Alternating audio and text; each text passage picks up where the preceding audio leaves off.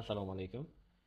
Bugun mygov.uz portali orqali chet tilini bilish darajasini aniqlash imtihonidan ro'yxatdan o'tishni birgalikda ko'rib chiqamiz. Buning uchun my.gov.uz demak manzilini kiritamiz va bu yerdan kirish tugmasini bosamiz. Bilish kerakki, bu portaldan oldin ro'yxatdan o'tgan bo'lishingiz kerak. Agar ro'yxatdan o'tmagan bo'lsangiz, qaytadan ro'yxatdan o'tasiz. Kirish tugmasini bosasiz. Demak, tizimda oldin ro'yxatdan o'tgan parol loginimizni kiritamiz.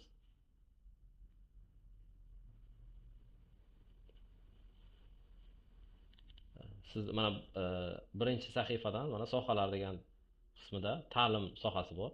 Mana shu yerdan ta'lim sohasini tanlaymiz. Ta'lim sohasida ko'rib turganingizdek, ro'yxatda birinchi bo'lib chet tilini bilish darajasini aniqlash turibdi. Mana shu tugmani tanlaymiz. Chet tilini bilish darajasini aniqlash. Demak, jismoniy shaxslarga ko'rsatiladi yarim avtomatik tarzda. Xizmat narxi. Xizmat narxi 506.250 so'mni tashkil qiladi. Bu 2025-yil 6-mart sanasiga ko'ra aktual. Xizmatdan foydalanish tugmasini bosamiz. Ko'rib turibsizki, birinchi qadamda demak oferta tugmasi ko'rinadi. Keyingi tugmani bosish orqali siz ommaviy oferta talablarini qabul qilasiz. Keyingi tugmasini bosamiz. Bu yerda demak o'zingiz haqida ma'lumotlarni kiritasiz. Yashab turgan viloyatingiz, yashab turgan demak manzilingiz.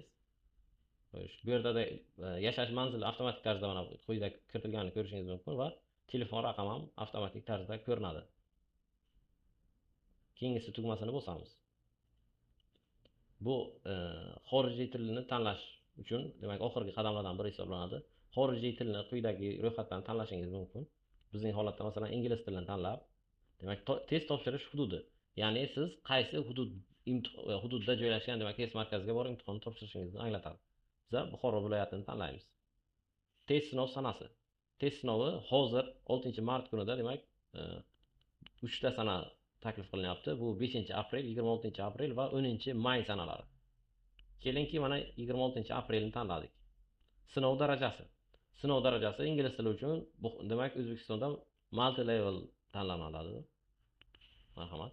Agar siz hozirda akademik litseyning 4-semestr talabasi bo'lsangiz, ushbu maydonni belgilang. Demak biz 4-semestr talabasi emasmiz. Keyingi tugmasini bosamiz. Keyingi tugmasida ro'yxatdan demak xatolikni oldini olish maqsadida ma'lumotlaringizni yana bir bor tekshiring. Bu yerda kiritilgan ma'lumotlaringiz sizga ko'rsatiladi. Demak, barcha ma'lumotlar to'g'riligiga ishonch hosil qilgandan so'ng yuborish tugmasini bosamiz.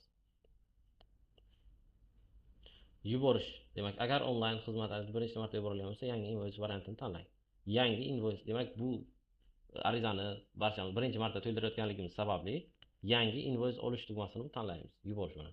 Yangi invoice'ni yuborish tugmasini tanladik.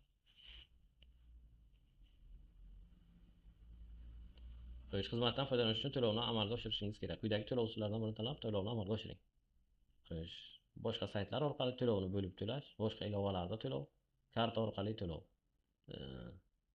Bu yerda demak sizga qaysidir bir nimani tanlash funksiyasi o'zi avtomatik tarzda telefoningizga SMS tarzida keladi. SMS tarzida kelgan demak SMSda sizga sizning invoice raqamingiz ko'rsatilgan bo'ladi. Mana shu invoice raqamini PayMe, Click yoki boshqa uzum ilovalari orqali amalga oshirishingiz yoki Paynet shoxobchalaridan ham to'lov qilishingiz mumkin.